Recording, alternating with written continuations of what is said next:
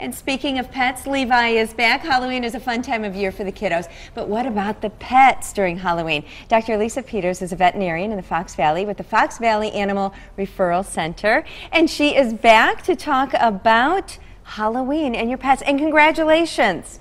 Thank you. I don't know if you ladies know this, but Dr. Peters won the WVMA Veterinarian of the Year. That's a huge honor. It is. It is. It was a big surprise, very big honor. So I'm very humbled. So. That's great. And for those of you who haven't seen Levi yet, could you introduce us to him? Levi is my 5-year-old Bernese Mountain Dog. And yes, he likes to come to all these talks with us, so we're glad to have him. And he loves me. He does. He loves Rosie. I think the feeling's mutual. He does. He moves right towards her. So. Oh, it's so cute. So we're talking Halloween. You have a cat, is that right? I do. I have a little medium hair gray cat, and his name is Spartacus. Aaron Does he ever named him get that. into candy? No. Good. No, he just drinks water out of everything he could find. I give him a little bowl, but he still goes in the shower, in the tub, everywhere to get water besides his bowl. Well, what are some of the things, Dr. Peters, that pets do get into during Halloween? Well, chocolate is by far the most common. We see about a 40% increase in chocolate toxicity phone calls and emergencies, so that is definitely number one. We also see sugar-free candy and gum. It contains a product called xylitol. It's highly toxic to dogs and cats. And then Levi is wearing a glow stick necklace. And glow sticks are very common toxicities for cats. They actually like to chew on them, and they contain a very bitter substance, causes a lot of vomiting and salivation. So we have to be careful with those products as well. Yeah, I tell my son that all the time. With me having 3 dogs, I always have to prep them in advance because you're not going to always be around, and they should know, you know, what's healthy for them and what's not. So we try to shy away from the candy and all these glow sticks, especially during Halloween. Yeah. So now we know what's dangerous for them. What do we do to avoid a potential disaster?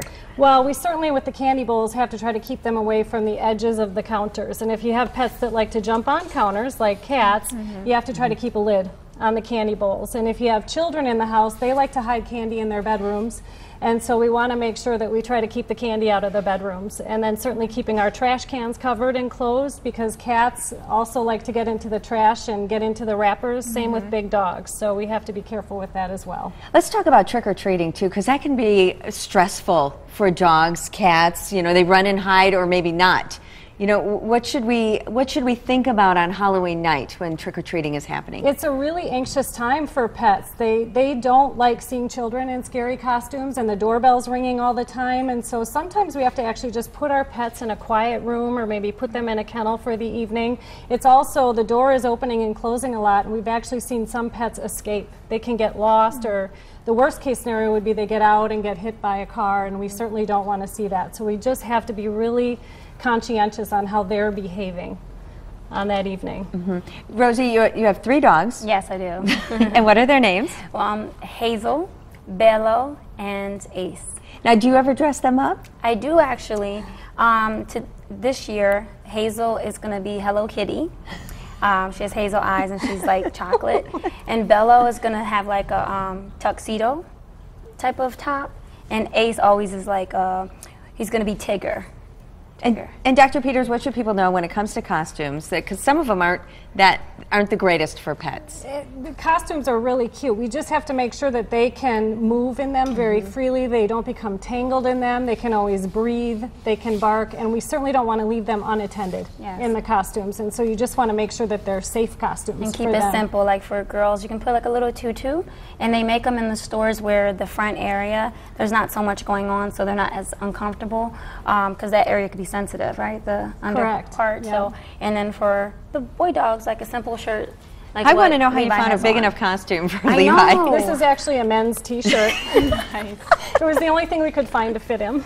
I love it. I love it. Yes. And if your animal does get into trouble, your pet does get into some of that chocolate or the candy, or the cat chews up a glow stick, what should people do? What should owners do? If they're already showing clinical signs, particularly related to candy, if they're vomiting, if they're tremoring or staggering, you have to get them to your veterinarian immediately. And if you notice that the candy bowl is empty and you don't know what to do, just contact your veterinarian and they can give you advice. And they have after hours available too, and some they have also vet hospitals Yeah. for after hours. So don't hesitate. Don't wait till the next day because that can cause problems. Always contact your veterinarian or an emergency clinic if you have any questions. Such great advice. Dr. Peters, thank you so much. You're Thanks, welcome. Levi.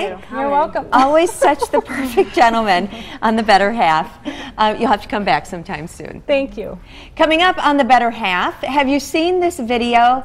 Mr. Aaron Rodgers surprises little Annie, and then they go door to door helping to raise awareness for children's cancer. We sit down with a Wisconsin woman to talk about what she's doing to help in the fight. That's coming up on the Better Half. The Green and Gold Pet of the Week is sponsored by the Wisconsin Veterinary Medical Association, where we help animals through people. The Better Half, presented by Quick Trip, is brought to you in part by Goodwill, the Wisconsin Veterinary Medical Association, and by Johnsonville Sausage, served with pride since 1945.